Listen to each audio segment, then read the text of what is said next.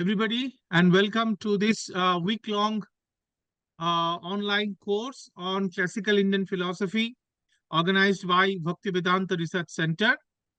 Uh, as you all might be knowing by this time that Bhaktivedanta Research Center is committed to deciphering, the ancient Indian philosophical knowledge um, by organizing several academic events.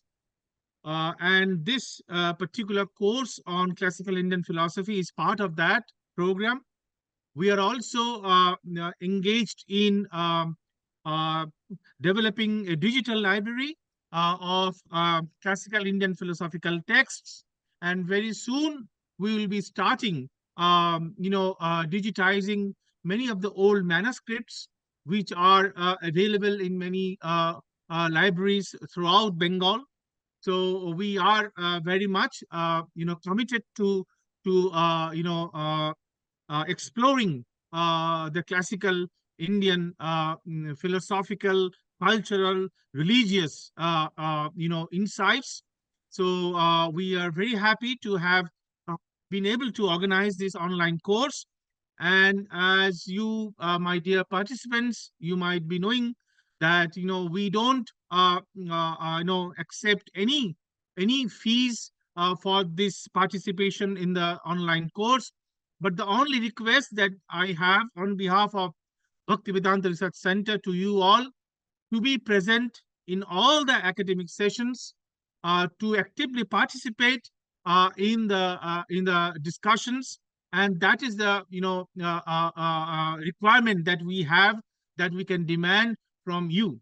And we are very happy to have a galaxy of philosophers throughout the world who will be presenting their talks in this online course. So without any further delay, let me welcome Professor Soma Basu from the School of Vedic Center, Rabindra Bharati University, to this course. She is going to be our first speaker. So we are very happy to have you, Professor Basu. And I requested her to speak on the origin of some of the basic philosophical insights in the Vedic corpus. And she is a very distinguished expert on Vedic studies, on Smriti and Dharmashastra. So she is the best person to talk on that. So with this a few words, over to you, Professor Basu. Thank you so much, Professor Nirmal Narayan Chakraborty, my very good friend. Let me start my paper. Ong mukang karoti bachalam pangung langhayate girim yat kripa tamahang vande paramananda madhavam. Salutations to the Lord Krishna. The title of my paper is, as given by Dr. Chakraborty, The Origin of Indian Philosophical Ideas in the Vedas, Skepticism and the Creation Hymns, etc. Vedas, which are the earliest known and the most beautiful literature of mankind, depict the imagination, concerns, and aspirations, as well as the basic structure of early man's thought. Indian philosophical ideas begin with the Vedas, where questions pertaining to laws of nature, the origin of the universe, and the place of man in it are asked. The questions that the Vedic sages investigated are of a philosophical character. Various wonders of nature attracted them, made them thoughtful, and they tried to discover the causes of those astonishing natural phenomena. Regarding the archaism of the Vedas, Sri Aurobindo opines, the text of the Veda which we possess has remained uncorrupted for over 2000 years. It dates, so far as we know, from that great period of Indian intellectual activity, contemporaneous with the Greek efflorescence, but earlier in its beginnings, which founded the culture and civilization recorded in the classical literature of the land. We cannot say to how much earlier a date our text may be carried, but there are certain considerations which justify us in supposing for it an almost enormous antiquity, unquote. Max Muller also says that, I quote, the more we go back, The more we examine the earliest germs of any religion, the purer I believe we shall find the conceptions of the deity. Unquote. This is as strictly true of the religions of India as it is of all other ancient religions. Professor Radhakrishnan observed that the Vedas, which constitute the essential foundation of the entire spiritual tradition of India, are based on integral experience. Now, we know the oldest Indo-Aryan literary monument is the Rig Veda. And the word Veda has been derived from the root Ved, to know, which means knowledge, par excellence, or sacred wisdom. Again, Radhakrishnan has explained science is the knowledge of secondary causes of the created details. Wisdom is the knowledge of primary causes of the uncreated principle.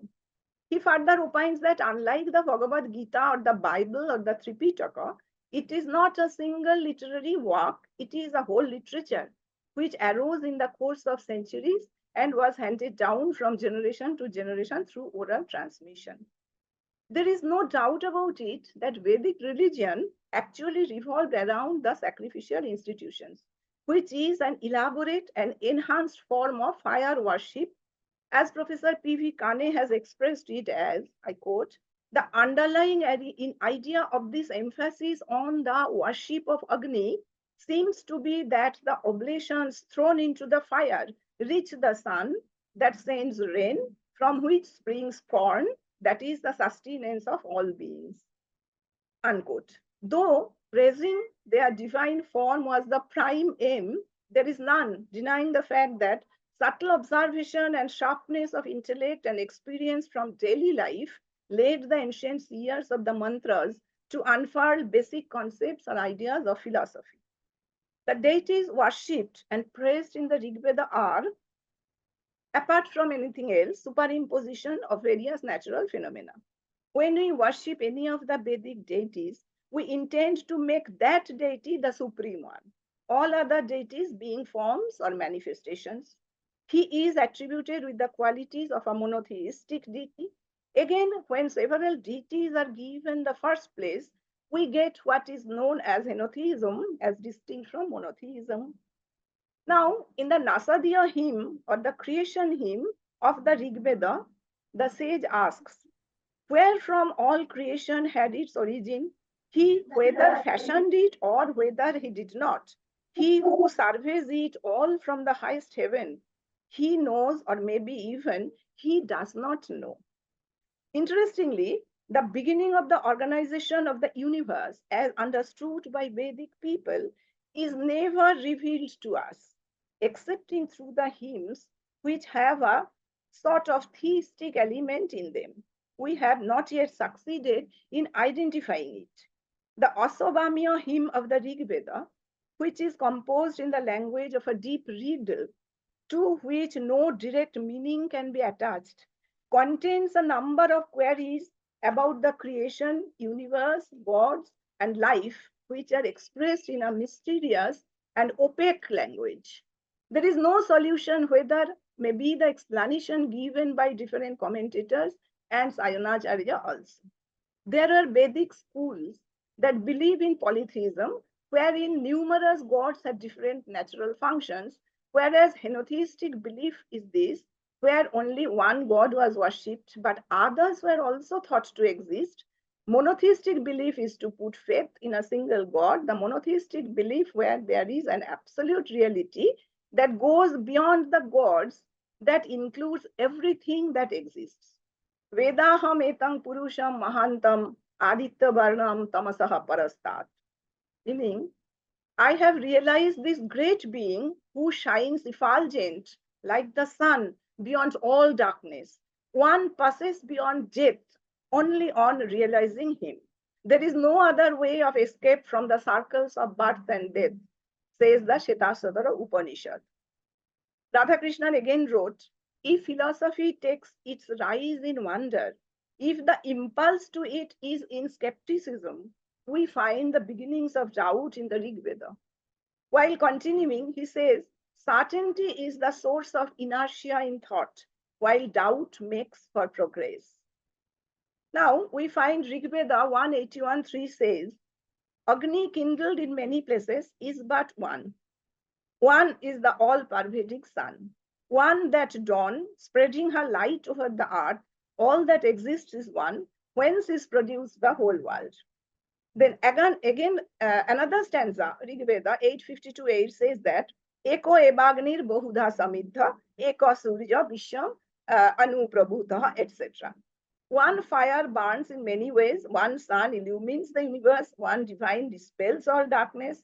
He alone has revealed himself in all these forms. These have been very logical indeed that the Vedic Indians realized that the attributes of creation or overlordship of the universe could be attributed to only one being. That is the unique concept coming down since the Vedic age. We find the beginnings of doubt in the Rig Veda. In one stanza, it is said of Indra, of whom they ask, where is he? Of whom also they also say he is not. In the Rig Veda, we find the priests are invited to offer a song of praise to Indra. Then also we hear, there is no Indra, who has ever seen him? To whom are we to direct the song of praise? Even in a well-known hymn where Prajapati is praised as the creator and preserver of the world and as the one God, the refrain occurs in all the stanzas, Kasmai Devaya Havisha Vidhema. What God shall we honor by means of sacrifice? Now, skepticism means to question everything, which is a key part of critical thinking. Skeptics have a deep respect for the truth, which involves pursuing knowledge through systematic doubt. By being able to question every conceivable idea, the Vedic seers wanted to find out answers to something which is really true or not. One of the doubts among those about the existence of gods is who has created this universe. Now, in the Vedas, different gods have been described as the creator. In the first part, Indra, and in the later portion, Brihaspati, Brahmanaspati, Prajapati, Brahman, Hiranyagarbha, and the like. However, accepting one of them as the creator is itself a problem. The reason for admitting a creator behind the creation is since the creation exists, a creator is bound to exist. Now, if a single creator is accepted, then by the same reason, it has also to be accepted that he is also created. And then the same question will arise who has realized this creator? Who is his creator? Now, one can reach nowhere by this backward regress. That difficulty persists with the question of the first creator remaining unsolved. For this reason, if the Vedas considered to be the work of God, says D.P. Chattopadhyay, say that God is the creator of the world, no value then needs to be attached to the statement. Now, coming back to the Rig Veda, Seer Gotama asks, who praises the sacrificial fire or worships him with the oblation of clarified butter presented in the ladle according to the constant seasons? To whom do the gods quickly bring the wealth that has been called for? What sacrificer engaged in offering oblations and favored by the gods thoroughly knows Indra? Then Tritoputsa also asks Agni, I ask the last of sacrifice. As envoy he shall tell it forth. Where is the ancient law divine? Who is its new diffuser now? Mark this, my woe, ye earth and heaven. Now, let the God speak to us. This prayer is heard repeatedly in many languages. We fail to understand why the expected results dictated by common sense are not occurring. Hence, the gods should tell us. We are not disbelievers. But when equations do not tally, then not only are we surprised, but the foundation of faith is also shaken. Questions raised to the gods remain unanswered. Yet doubts are not dispelled by the gods, nor do they communicate directly with the devotees. Therefore, the questions persist. When the seers composed prayers, the basis of their praises was belief and necessity. To the eulogies were attached various prayers. The basis of their prayer for health, victory, long life, free from disease, and for whatever is necessary for leading a prosperous and affluent life. Often these prayers are accompanied by the praises for gifts also, that is, dana stutis are there. Lists of those previous worshippers and the gifts given to gratify them. Also, there are prayers expressed in many hymns for knowledge and peace for family, attempt to understand the unknown, mysteries of life, which has ever been disturbing man. The belief that the gods are benevolent underlies all rituals and entire sacrificial procedures. Doubts about the gods take various forms in human mind. Man is initially related to gods through sacrifice. Man begins to think about what went wrong. Herein lies a huge gap between the worshipper and the worshipped. In the Rig Veda, we can see that the cosmic order is termed Rita and causal law Karma. There was a firm faith in the well regulated order of nature, the rotation of day and night and the seasons. Its sign can be seen almost everywhere in this literature, though they had some sort of natural grievance and amazement over the exceptional behavior of nature, like drought, flood, earthquake, locust, etc. Yet they accepted it as part of the eternal order of nature. That order is known as the Rita in nature as well as in the society. Though Varuna was considered as the presiding deity of the Rita, they also believed in the Rita as an autonomous order. Still, a deep rooted doubt appears about the general order of the universe also. When people realizes that in spite of believing in the existence of the Rita in the universe, in Varuna being its presiding deity, and in all benevolent mighty gods, there do exist in this world, ruled by them, various evil powers which variously cause failure in man and hearty. Theodicy originally referred to theories that sought to explain how an all-powerful and all-good God can permit evil in the world. This is Sukumari Bhattacharya's famous utterance. Rig Veda is known as the Rig Veda 10:129, that is the Nasadiya hymn, the most remarkable account of a super personal monism which seeks to explain the universe as evolving out of one is explained there. It is concerned with cosmology and the origin of the universe. The Nasadiya Sukta is so named as the very first stanza runs like this. Nasa dasin no sadasit tadanim nasid rajo no boma paroyat kima baribaha kuha kasya sharman nambhya kim asid gahanam goviram. Then even non-existence was not there, nor existence.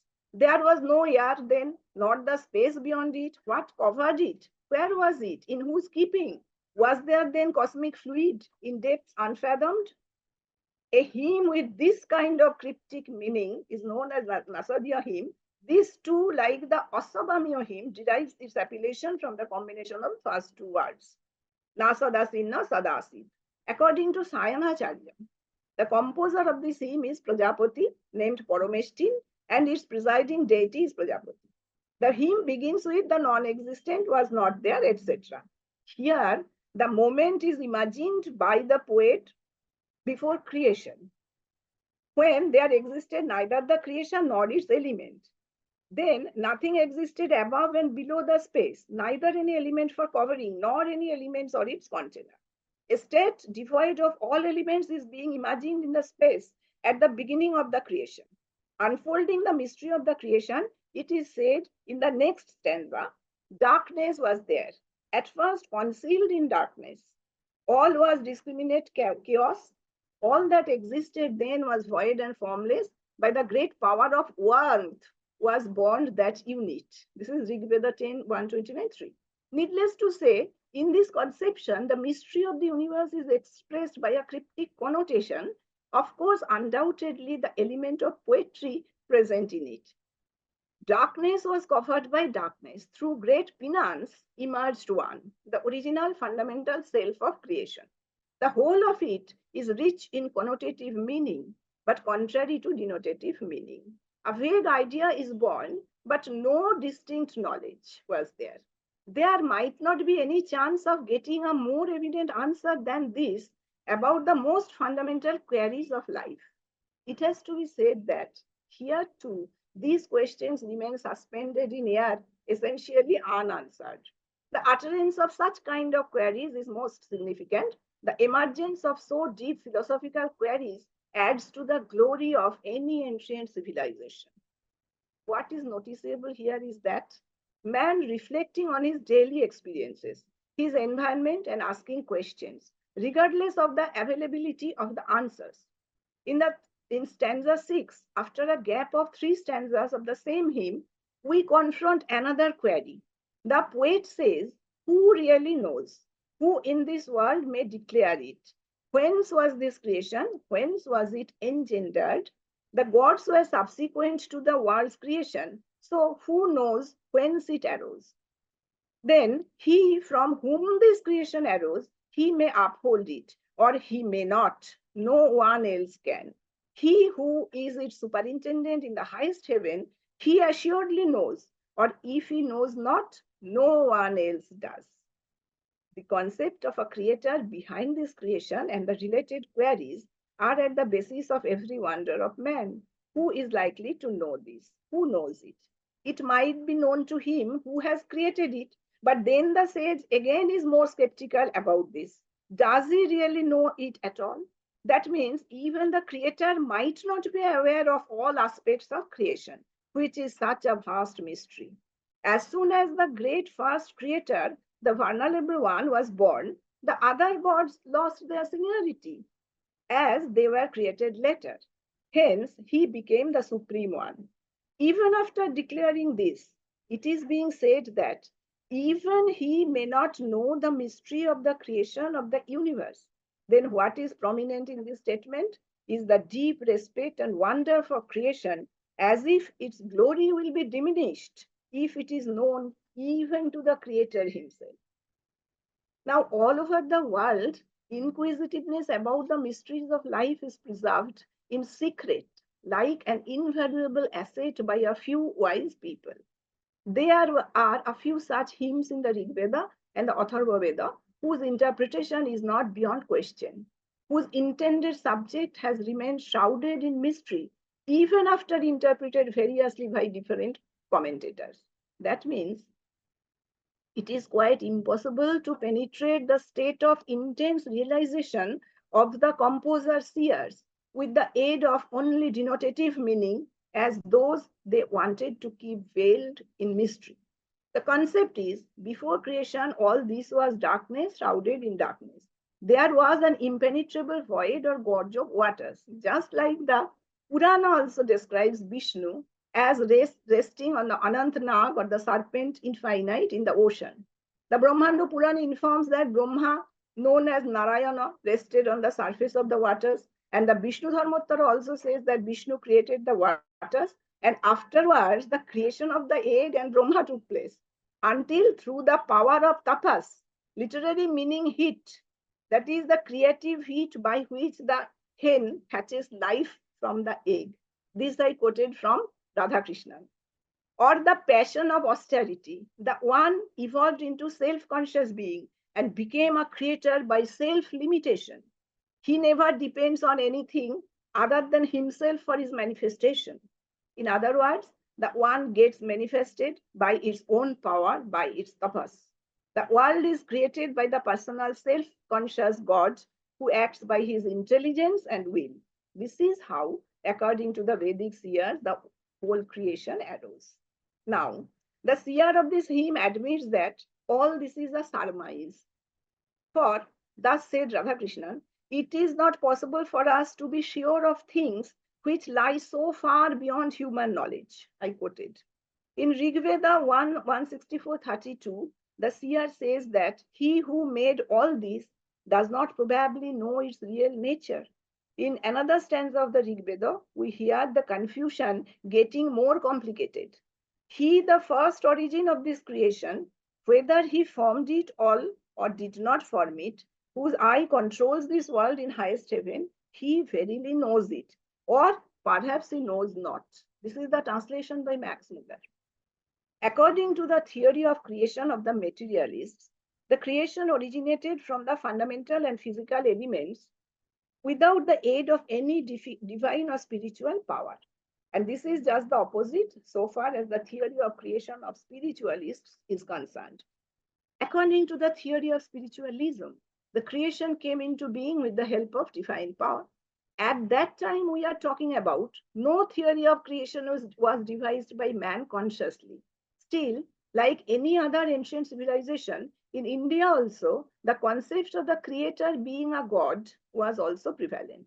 A proper discussion and conclusion about it from the philosophical level of view was done in a much later age when the philosophical schools were making their appearance. Now, during the time of the Rig Veda, the search for a creator was being made directly from the creation, as it was experienced that without seed, egg, or effect, no cause or corn, plant, or creatures coming out of eggs is possible. Naturally, consciousness of that level produced questions and answers at similar levels. The question found its surfaced form in the Aswami hymn I mentioned earlier. The context of this discussion is that in the world of perception, no creator can be traced. Query about that most primitive creator has been raised in one place of this hymn, who has seen the primeval being at the time of his being born. If the original creator of the universe is a human being, then he too must have an hour of birth, as stated by Yaska in his Nirukta. Who has seen him being born at that moment? The question involves perception, the highest proof. The answer of the inquirer and the listeners is one and same. Nobody has seen. That means there is no direct proof of the genesis of his entity. Then his existence can only be proved hypothetically. Hypothesis is also a proof of proof, but from the proposition to the conclusion, it is a longer process which has no scope for application here. In that very mantra, it is said, who hath beheld him as he sprang to being, seen how the boneless one supports the bony. Where is the blood of earth, the life, the spirit? Who may approach the man who knows to ask it? The next mantra is, unripe in mind, in spirit, undiscerning, I ask of these, the gods' established places. Now, the possibility of attaining whatever is desired from the sacrifice can only be justified if the gods to whom properly performed sacrificial procedures, eulogies, oblations will reach really exist. The gods are created by human imagination. Beyond that, where the might be in reality could not be known by any means. Anywhere one looked, creation could be seen. Man knows that behind every creation there must be a creator or a cause. We have seen that about many principal deities, doubt existed in human mind. The doubt about Indra surpassed the level of doubt itself to reach the level of Netibada, in the words of Nema Bhargava. What does he say? Offer fervently, my world-loving companions, true praise to Indra, if he truly exists. Then Nema says himself, verily there is no Indra. Who has ever seen him? Whom shall we praise? There is no greater proof than perception, which is most immediate and dependable. In inference, this certainty is lacking. Therefore, Nema Bhargava has put forth the ultimate question, who has seen Indra? The answer is nobody. Then how can the object of desire be attained if the God to whom praises are uttered and oblations are offered has not been seen by anybody? The entire foundation of religious practices is shaken by the presence of doubt about the gods. Where there is no certain knowledge about the existence of gods who are being praised and prayed to with oblations, then the entire sacrificial procedure may prove fruitless. A certain kind of ardency is expressed in these two stanzas. The inquisitive man openly admits his ignorance and lack of experience when he says, I do not know. Nothing is discernible to my narrow intellect. But is there anybody who has received an answer to these queries from any wise one? All the more, it is not even possible, and this is not surprising, that it contains a number of queries about the creation, universe, gods, and life, which are expressed in a mysterious and opaque knowledge. There is no solution, whatever may be the explanation. Sayanacharya, what did he do?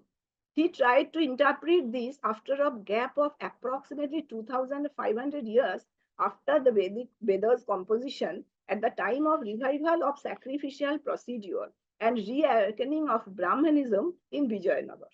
So, in his commentary, there is a tendency to offer an intelligible interpretation of everything.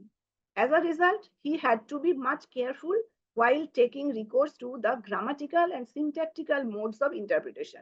Perhaps the author's intention was to preserve in a difficult to comprehend, unintelligible form what was indeed difficult to comprehend, because possibly the matter was not present clearly in his conception. Sayona was eager to explain even that in simple terms and therefore had to juggle with grammar and syntax. Now, the point is, the meanings are not that much clear as have been attempted by science. But what is most evident is the importance of the queries. It is a fact that those questions shook the roots of man's consciousness of that time. That cannot be denied. And the effort to solve those queries in the language of riddles also reflected a problem itself in the level of consciousness and its personal solution. Hence, in that long hymn, the creation hymn, the realization of the seer is expressed more in a secondary or cryptic language than a solution or an answer. Many more questions are contained in that hymn. Those are followed closely by the answers as well. Like, I ask thee, institutor of the right, what is the uppermost end of the earth? I ask thee, where is the navel of the world? I ask thee, what is the fecunding power of the rain shedding steed? I ask thee, what is the supreme heaven of holy speech, etc. The answer goes like this. This altar is the uppermost end of the earth. This sacrifice is the devil of the world. This Soma juice is the fecunding power of the rain shedding steed. This Brahman is the supreme heaven of holy speech, etc. These two consecutive stanzas are set in the form of question and answer, but a close examination reveals that the questions are not questions at all, but only symbolic solutions. When the question really contains a query, that means when it is uttered to know an unknown matter, then the intended answer should convey the appropriate knowledge of that particular matter. But here, the answers are rather symbols, laden with hidden signs. They are far from being mere denotative meanings and hence not at all proper answers. Of course, there is not always a proper answer to each and every query on earth. Solutions of many philosophical queries are reflected in human mind in the form of vague realization. But even then, it is to be admitted that whatever apparently is being extended as answer is not really so.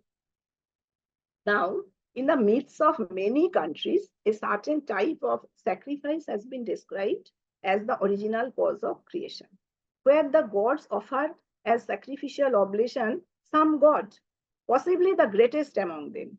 And as a result of this noble offering, the vast universe would be created because the effect is commensurate with the cause.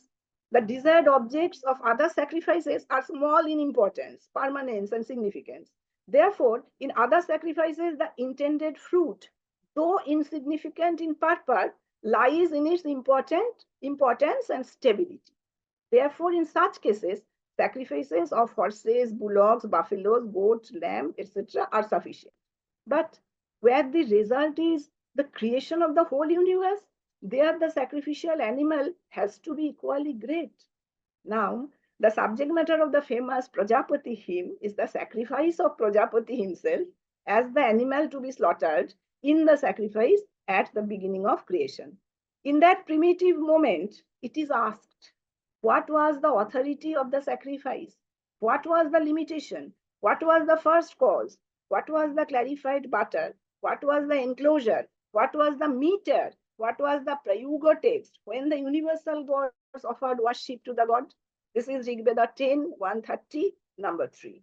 So here Prajapati himself has been imagined as the best choice as sacrificial oblation. Well, but what were the elements and ingredients of that great sacrifice? Where Prajapati himself is the oblation, the gods are themselves the slaughterer priests. They are the limits, the measurements of the sacrifice, meter, uktha, and the like are beyond imagination. And hence, the bunch of unuttered, insoluble questions. In a sacrifice, praises and oblations are necessary. Therefore, in giving instruction for oblation, the seer seems to ask what could be such a universe creating sacrifice where Prajapati himself is sacrificial oblation. Who knows what might be the corresponding uktha and meter in such a universe creating sacrifice? That means nobody knows. At the back of this, the question that remained unuttered was that was such a sacrifice ever really performed? Who knows, or has seen, or is the witness to such a great ceremony? From an effect like creation of the universe, it has to be inferred that at some primitive moment in eternity, a certain cause must have occurred whose effect was creation, as every effect follows the cause. And since in that age sacrifices were held to be the seed or cause of everything, therefore the first creation must have followed from a universal cosmic sacrifice. If this is accepted, then the rest will follow automatically. The obligatory animal to be slaughtered in such a sacrifice as creation of the universe must possess a similar greatness. Who else might that be other than Prajapati himself? The same is also true of the Ritik, priest, Hota, Adhurju of that cosmic sacrifice. So only the gods can be considered to be the best as performers in this particular case. In almost all the ancient myths of the world, the concept of a primitive sacrifice is imagined because it is the sacrifice which bears the desired fruit. Therefore, how could this big universe come into being without such an initial sacrifice? That primordial sacrifice is the archetype of all sacrifices. It was fruitful as the gods themselves were the performers. In the Brahmana literature of the Vedas, the first portion of which is contemporary with these hymns, Rigvedic hymns, we see that in the battle against the Asuras, the gods are being defeated initially and they are approaching Prajapati with the shame of their defeat. Then Prajapati advises them about a novel sacrifice, saying that in ancient time, God solved similar problems by performing this particular sacrifice. In such a society where such words are pronounced repeatedly, their man is bound to believe that sacrifices can solve all problems and they are at the root of any useful creation. If that is the case, then the creation prior to the origination of the universe was possible by a great, eternal, and meaningful sacrifice. In such kind of sacrifice, the victim or the animal, as well as the priests, are of course the supreme god and the gods. Thus, then the solution seems to come in the form of Prajapati in the Prajapati hymn of the Rig Veda, consisting of 10 stanzas. This is towards the end of the Rigvedic books. It is otherwise known as the Hiranyagarbha hymn because in the very first stanza it is said, Hiranyagarbha was present at the beginning. When born, he was the sole lord of created beings. He upheld this earth and heaven. Let us offer worship with an oblation to the divine core. The next stanza says, giver of vital breath, of power and vigor, he whose commandments all the gods acknowledge, the Lord of death whose shade is life immortal, what God shall we adore with our oblation? Then the next stanza says, who by his grandeur had become sole ruler of all the moving world that breathes and slumbers, he who is Lord of men and Lord of cattle, what God shall we adore with our oblation? So these goes till the 9th mantra. And then in the 10th mantra, the nature of Hiranyagarbha is revealed. So I am going to that portion. The last stanza says, Prajapati, thou only comprehendest all these created things, and none beside thee. Grant us our heart's desire when we invoke thee. May we have store of riches in possession. This is 10, 128, 2 to 10. Now, this famous hymn is called Prajapati hymn. Nowhere else in the whole hymn is there any prayer. And this last stanza is conspicuous by the absence of the refrain, Kasmai Devaya Habisha Vidhema, means to whom do we offer oblation. Apart from this, the deity who is addressed here as Prajapati is much nobler in quality and actions than the deity familiar in the rest of the stanzas is.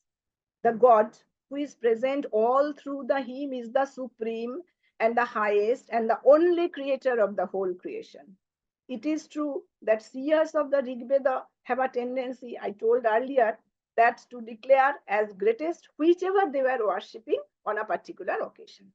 In spite of all this, it can be noticed that no god has ever been raised to such a height as subtle and almost atomic as this Hiranyagarbha, while being described as the creator of all. And we wonder here how the composers here, to whom the god is known as such, a great and all powerful creator of the sky, earth, ocean, mountain, bipeds, quadrupeds, and the only presiding deity of the entire universe. The Hiranyagarbha hymn begins with, "In the beginning rose Hiranyagarbha, born only Lord of all created beings," etc., is uttering the same refrain: "What God shall we adore with our oblation?" at the end of all 9 mantras. Naturally, it comes to mind that this is the God worthy of worshipping, to whom oblations should be given. So, why the question? Here, a couple of points are noteworthy. First, the refrain, "Whom do we worship by offering oblation?" is not consistent with the remaining content of those 9 mantras. A supreme God is being worshipped in the first 3 feet of every mantra. Suddenly, a question, "Whom do we worship by offering oblation?" appears at the end, violating totally the consistency and flow of all reasoning. This inconsistency is so fundamental that a number of commentators, starting from Sayonacharya, has explained that the meaning of cosmoi is to Prajapati. That is, or denotes Prajapati. Therefore, the refrain, this fragment of the sentence, is not a question but a statement. We will worship Prajapati by offering oblation. The real meaning of this refrain is, the advantage is Prajapati is addressed and prayed to in the last mantra, and probably for this very reason the hymn is named so. Hence, naturally, the deity of the hymn is Prajapati, and it speaks about offering of oblation to him only. Even though this seems to remove all inconsistencies, but the first proof of the persistence of doubt can be found in the Brahmana literature, where we see this hymn quoted as "Tasmai Devaya Havisha Vidhem," which means Tasmai means to that God we offer oblation and worship. There is no question. In Cosmoi, there is a question, which God to worship? But when the Brahmana literature says that, I missed the reference number here, so I'm sorry. When the Brahmanas say that, Brahmana text says, "Tasmai Devaya Havisha Vidhemo," this means to that God we offer oblation and worship. This removes all discrepancy. The last foot orders to offer oblation to him only, who has been described as the greatest God in the first 3 feet. This is the change which proves that Osmai Devaya Havisha Vidhemo had created doubt in the minds of a few wise men, hence this solution. Needless to say, this change in the Brahmana literature could never touch the cosmoi of the Rig Veda. Here the inconsistency persists. Encountering this inconsistency, if the commentators meant Prajapati for Ka to solve this problem, that too is inconsistent. And hence some changes have been made in the Brahmana literature. What type of inconsistency is that? That is grammatical. The noun ending in O would have taken the form Kaya, like Naraya, Ka like Nara, ending is O, then Kaya like Narayo, it could be. In the singular number of the fourth case ending. That means Ka would have been a noun only if Ka meant Prajapati. And in that case, to mean for Prajapati or to Prajapati, the word should have been Kaya in the singular number of the fourth case ending. Evidently, Tasmai is a pronoun like Brahmane Tasmai, meaning for him or to him. Hence, this attempt of the commentators does not pass the test of grammar. Sorry. Now, the central deity of the hymn is almost a formless self of the highest type, this Hiranyagarbha. If the rule had to be followed, then this hymn would have been named as Hiranyagarbha hymn or as Hiranyagarbha Samavartata hymn, like the Nasadiya hymn or Ashabamiya hymn, from the combination of the initial words. Instead, the hymn has been inadvertently named Prajapati hymn in favor of the last stanza, which is almost unrelated with the entire hymn. At least so far, the meaning is concerned. In this situation, the grammarians had the advantage of asserting Ka as Prajapati, ignoring the primary rules of grammar. Now the question remains how the fourth foot, unrelated to the first 3 feet of each mantra, would become the refrain. Is this a proper question? Tasmai Devaya Havishavidemo? Does the seer really want to know to whom to offer oblation? Now, this hymn belongs to the 10th mandala of the Rig Veda, or towards the concluding period of the composition of the Rig Veda. By the time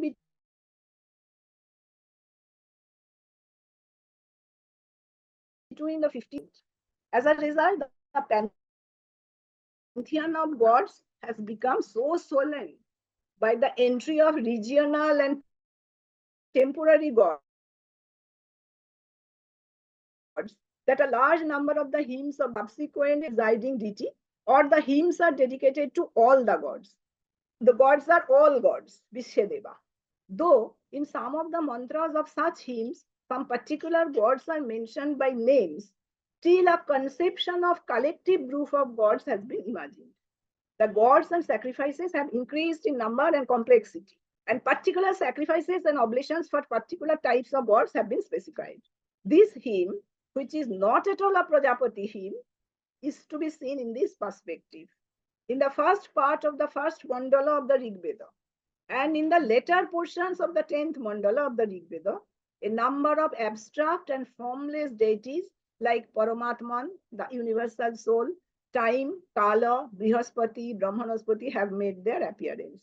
Skambha of the Atharvaveda too appeared in this age. The chief amongst them is Hiranyagarbha, who is basically abstract, but who is placed above all the predecessor creators, because he is the creator not only of the universe but also of the gods. At that time, the practice of sacrifice was continuing, praying to particular gods and also to collective group of gods as Vishedeva was continuing.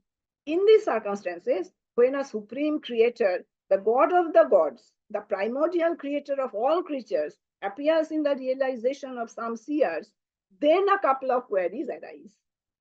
As he is above all other gods, how to enumerate the kind of oblation appropriate for him, how to appease him. Second, he is not one of the many gods of the pantheon, yet he is the supreme principal and most ancient. Since such a god was never imagined by the previous years, it would come very naturally to mind to whom to offer oblation excepting him, who is all surpassing. Therefore, after mentioning his abstract but all encompassing qualities, activities, and powers in the first 3 feet of each mantra, the seer asks, then to whom to offer oblation? Needless to say, no answer is possible to this query. Hence, in the concluding mantra, it is established that Prajapati is being called upon to bestow the usual way. Now, ancient texts are quite important in their own right. Do I have time? Five minutes? Okay. Unmute yourself. Please unmute. Yeah, another 5 to 10 minutes. Okay, so I'm continuing. Ancient texts are quite important in their own right. They have their own place in the knowledge system of the humanity. Vedic literature may not contain everything, but what it contains is no doubt stupendous, and it is a rich storehouse of not only our past, but also of human knowledge system. The Rig Veda, which turns out to be the very first of all written material for all civilizations, there are too many words and ideas in it which have obscurity for us. In addition, some of the most basic concepts of Rigvedic religion also is just being discovered and put into understandable language. These basic concepts are all the harder to uncover because they were taken for granted by the composers of the Veda and are implicit in the text rather than explicit. Another point is doubts about life after death were present for a long time in the society. Belief in rebirth created some new possibilities. Doubts regarding these and questions addressing these are a distinctive feature of this age. On examination, the solutions turn out to be no solutions at all. The concepts of Devayana, Pitriyana, etc. are imaginary. So, so is their divergence. Therefore, the question of the moon getting filled up is as invalid as the solution. But what is important is that most of the questions reflect the spirit and the realization of the seer's mental qualities and skill of that age. The uncertainty that was in the Samhita as well as in the Brahmana concerns the existence of the afterworld and a good and safe way of reaching there. In some consecutive hymns about Yama in the 10th mandala of the Rig Veda, we hear about a heaven built out of wish fulfillment, where the departed souls live in happiness under the care of Yama. But in the Brahmanas, composed in that age, we meet doubts about the existence of an afterworld and about the possibility of reaching it safely. It is not surprising that doubts about afterlife, due to lack of direct evidence, were expressed by those who had questioned without hesitation the existence of Indra, their chief deity, and declared Indra does not exist. Noteworthy are the fact that the inquirer and the answer giver were the Kshatriya. And the statement, I quote, this knowledge has never reached the Brahmins before you. When we remember that the Kshatriyas carried on warfare, accompanied the merchants as guards on their long journeys, then we realize that the chance of untimely death was the greatest for the Kshatriyas. So they were the group most troubled by the question of the fate of man after death. Therefore, Kshatriya Prabhahana is telling the Brahmins that this knowledge has not been passed to any Brahmin before, and the Kshatriyas, rather than the Brahmins, were disturbed more by these questions. The scriptures and the theoretical doctrines were created mostly by the Brahmins, so they were aware of the doctrines of Pitriyana or Devayana, and gradually these spread to other sections of the society. But the doctrines being complex were mostly confined within the community of the composers of scriptures. In these circumstances, the questions are more significant as vehicles of some fundamental anxieties of man. The answers are not proper answers, but the questions were the outcome of collective anxiety, and the absence of proper answers ensured their persistence. Now, men in the society of that time was attempting to understand nature, the human body, the human mind, and their different states by placing them within a neat, definitive frame of reference.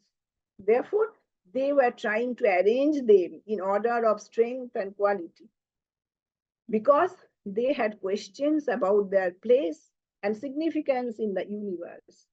Thus, we may conclude that the Vedas are the treasure house of all knowledge, both physical and spiritual. They are the oldest repository of human knowledge, and the hymns contain reflection of a consciousness that is in communion with metaphysical reality. Hence, it can be established that, it can be said that the origins of Indian philosophical ideas, at least a few of them, do contain in the Vedas. Sarve bhavantu sukhinah, sarve santu niramayah, sarve pashyantu ma kashchit dukha bhag bhavet. Namaste. Great. Wonderful. Thanks to Professor Basu's very enlightening lecture, we got to have a glimpse of some of the Vedic insights, some of the Vedic questions, and also some of the Vedic doubts that those people entertained in those days. And one could see how many of these questions were taken up later on by the classical Indian philosophical systems, and how a lot more argumentation followed on these issues. So. I would like to ask our participants if they have any questions or comments to make to Professor Basu. Most welcome. Just 2 or 3 questions we can entertain, because our next speaker is already with us. So participants, if you have any questions or comments, please come forward. Sir, I have one. Can I ask? Yes, please go ahead. Good morning, ma'am. My question is regarding the controversy related to the use of the word Kashmoi, as you told in your lecture.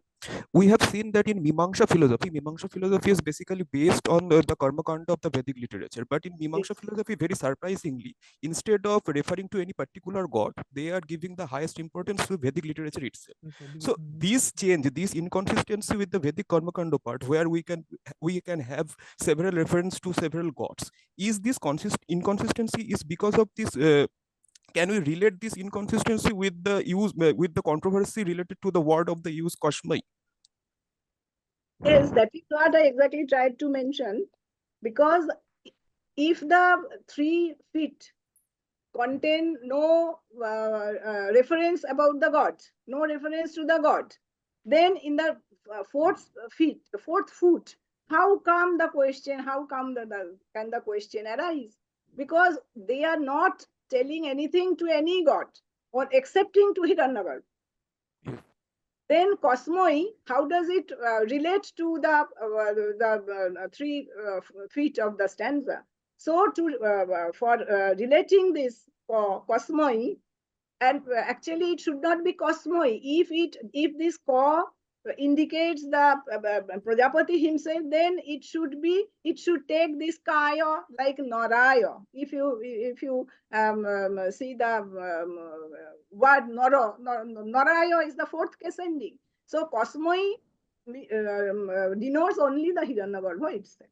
So that is the thing. And ma'am, And that I can have be, and that has been explained by Sayanacharya and later Brahmana literature, the Ka as Kasmai, as Tasmai, meaning the definitive God they meant. And that ma'am. is Yes, thank you, ma'am. And I have another short question. That is, we know in heterodox tradition there is a radical skeptic school in Indian philosophy called the Agyana school. So the popular belief is these heterodox schools are against the Vedic literature. So can we say that Vedic skepticism somehow has also influenced the skeptic schools from the heterodox branch? I mean, can we say this kind of heterodox schools like Agyan or Charbak, their skepticism to some extent has also been influenced by the Vedic skepticism? What we can Nimalu, find. is I cannot hear him properly because some disturbances are there. Nimalu, can you explain?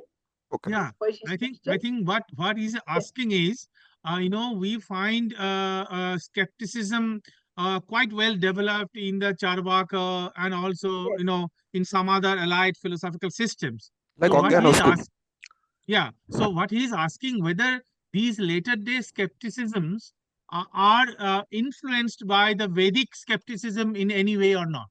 yes, very much. Because the seed is there, and not in one single or a couple of mantras. In many mantras, actually innumerable number of mantras, this skepticism exists. So the basis is the Vedas and the Rig Veda, the ancient most text, the bulk of literature of the Indo-European. Yes. Thank you very much, ma'am. Thank you. Thank you. Welcome. Okay, then I guess we end this academic session by conveying us very sincere thanks to Professor Soma Basu for her very Namaste. wonderful sort of inaugural lecture of this academic event, where we really got to know some of the Vedic ideas, and how different interpreters tried to offer different interpretations of the Vedic mantras. Really, this part on Kasmai Devaya Havisha Bidema is really Really nice. fascinating. This is something very new to me. I didn't know this. So thank you very much, Professor Basu, I again also for I also want to thank and express my gratitude and thankfulness to the authorities and also to you and the Bhakti Vedanta. Thank you thank so you. Thank you very much.